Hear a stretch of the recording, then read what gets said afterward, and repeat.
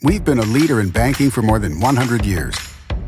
You'll find us here, at home, on your phone, and everywhere you go. Renaissance Bank. Understanding you. Member FDIC. Equal housing lender.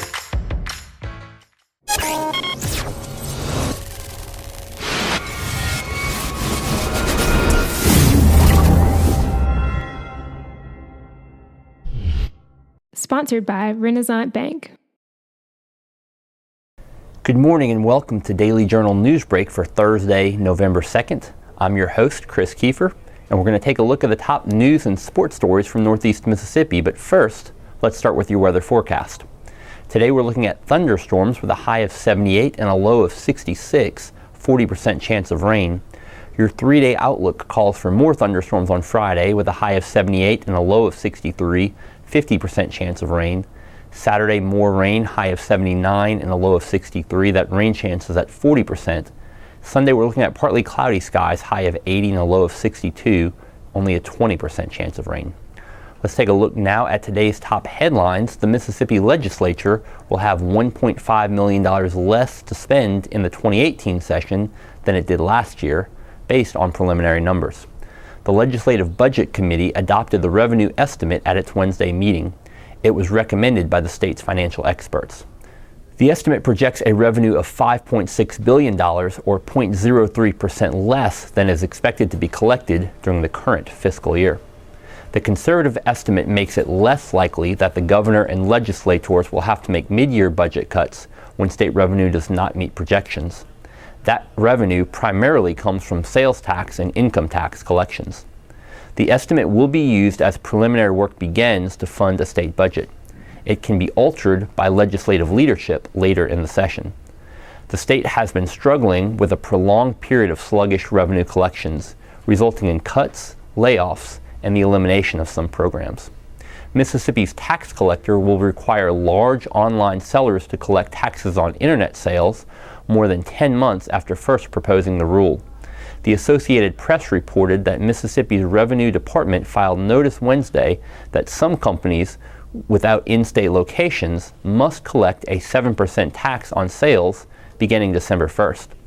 Revenue Commissioner Herb Frierson acknowledges the rule directly challenges U.S. Supreme Court decisions forbidding states from requiring tax collections by out-of-state sellers. Mississippi's rule is likely to spark a lawsuit, and Frierson has said he hopes past decisions will be overturned. Any company marketing to Mississippi customers and making sales of more than $250,000 a year into the state must collect.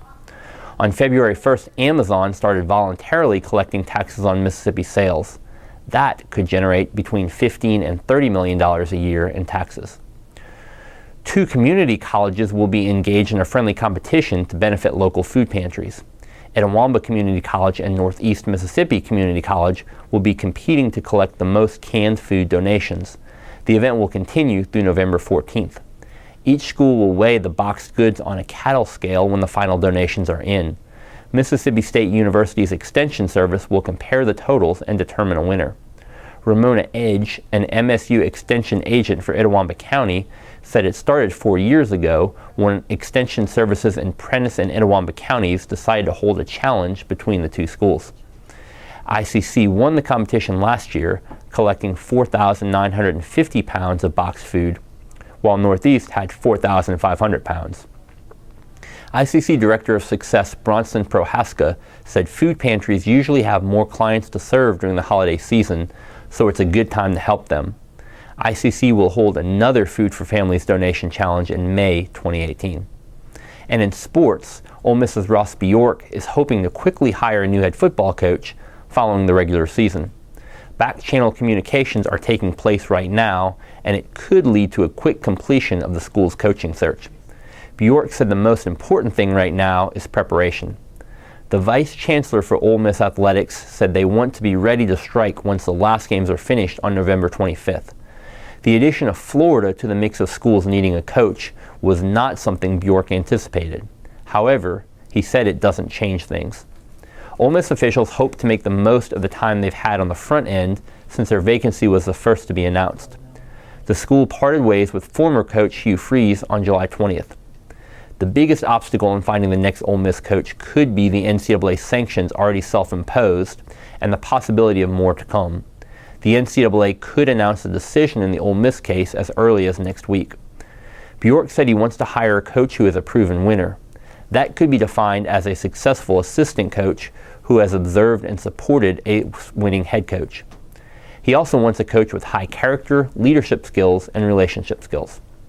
That does it for Newsbreak on this Thursday. Don't forget that this show is just one of the many online offerings courtesy of the Daily Journal that gets you news off the page and on the go.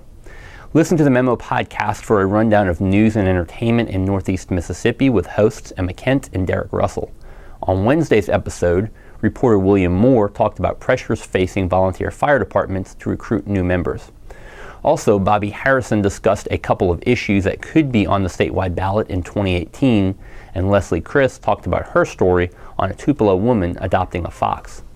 Listen in Apple Podcast or Google Play or at memo.djournal.com. And Ole Miss and Mississippi State fans, check out the Double Coverage podcast. Ole Miss beat reporter Parrish Alford and MSU reporter Logan Lowry talk about the latest with the Rebels and Bulldogs.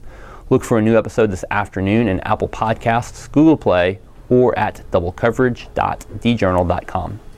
Each story discussed on Newsbreak can be found in your daily journal or online at djournal.com, where you can also find a new episode of Newsbreak each weekday at 7 a.m. Thanks for joining us. I'm Chris Kiefer. Have a great Thursday.